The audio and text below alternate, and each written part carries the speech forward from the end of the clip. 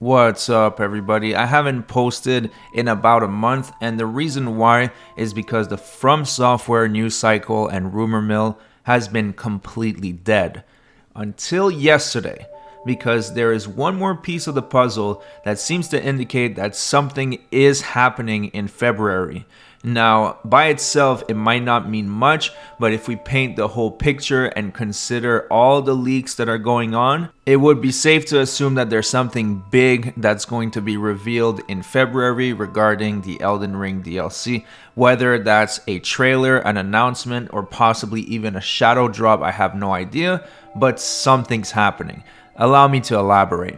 Now, a couple days after the disappointing lack of news at the Game Awards, we got some interesting tidbits of information in regards to a collaboration between Thrustmaster and Bandai Namco. And Thrustmaster announced that they were doing a special limited edition gaming controller, and the release date of said controllers was to be synced with the release of the expansion Shadow of the Erdtree. And it wrote right there, availability February 2024.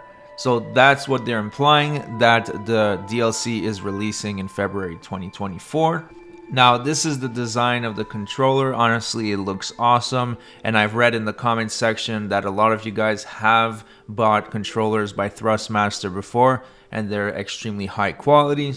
So that looks promising. Now, another interesting part of that leak is that if you look on this other slide, they are saying that there will be additional models available in 2025 with a second expansion to celebrate the success of their partnership.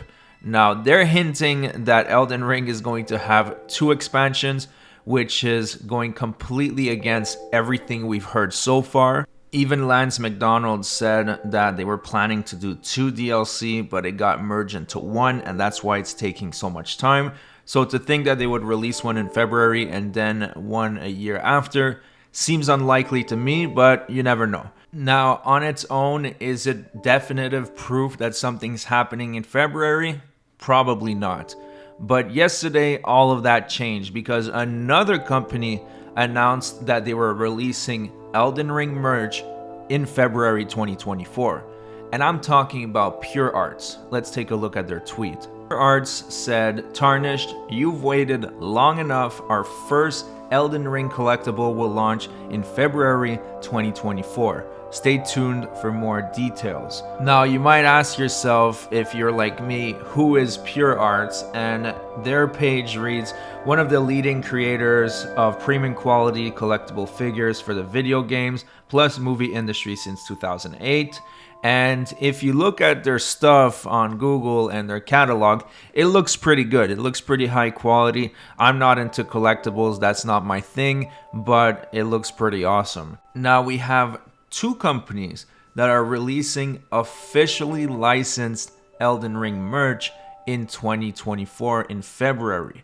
So where there's smoke, there's fire, and right now the smoke is accumulating quick. Now, if you wanted a little bit of additional smoke, Elden Ring also got an update yesterday. Now, granted, it was a very small update that was only targeting Steam. It says that the easy anti-cheat update to support the Steam OS update, and it was very small, pretty insignificant, but it's still adding fuel to the fire. Now, those are the facts. So we have the Thrustmaster collaboration launching in February 2024, and we have the Pure Arts collaboration also launching in February 2024, which will mark the 2-year anniversary of the release of Elden Ring.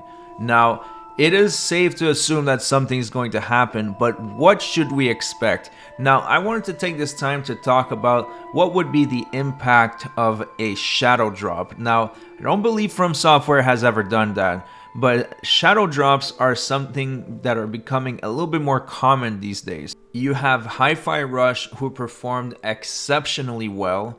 You also have Metroid Prime Remastered that was shadow dropped and did amazing. I bought that day one. As soon as I learned about it, I bought it immediately. It needed very little marketing, to be honest. And as you see, shadow dropping is becoming a valid way to drop a game. Now, Elden Ring already has a lot of hype behind it. It's sold so well. So if they were to shadow drop the DLC, then it would totally break the internet. Now, what I mean by shadow drop, they don't necessarily have to drop it immediately. They can do how God of War Ragnarok did, where they make an announcement saying that it's dropping in 5 days. Now, obviously, it's a different situation. That was a free update. This DLC is not going to be free, but they still could do that. Or another way that they could see it is that it's been 2 years since the game release. They need more marketing. They need time for people to get hyped. So they could do an announcement in February with a release date in March, or if we're a little bit unlucky, June. But I am confident that something is happening in February. Before the infamous Game Award of 2023, I made a video where I was telling the viewers that I was getting extremely sketched out about Elden Ring appearing there simply because there was no rumblings behind the scene, there was no chatter, there was no leaks, there were no rumors. Now, that is totally different. We have very verifiable leaks that something is happening in 2024, in February specifically, when it comes to merch that is supposed to coincide with the drop of the DLC. So I think it's safe to say that we could be cautiously optimistic. Now, another factor to consider is the competition. Now, From Software is at the top of its game. It is the leader in the market. People are always going to choose From Software over other games. But this year, the competition is pretty stiff. You have Rise of the Ronin and Dragon Dogma 2, who are both releasing on March 22nd. Now, Rise of the Ronin is a Souls-like made by Team Ninja. At this point, they are extremely established. They make quality such as Wolong and the Neo series.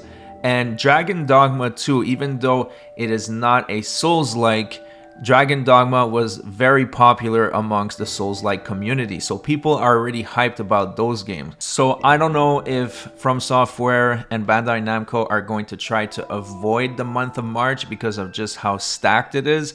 If they could undercut it by releasing it in February, that would be a good play, or delay it by a few months, release it in June, so it's away from those releases. Even though people are going to buy Elden Ring's DLC anyways, it is something to consider because Elden Ring's DLC is, after all, a DLC, an expansion, and the other games are brand new experiences.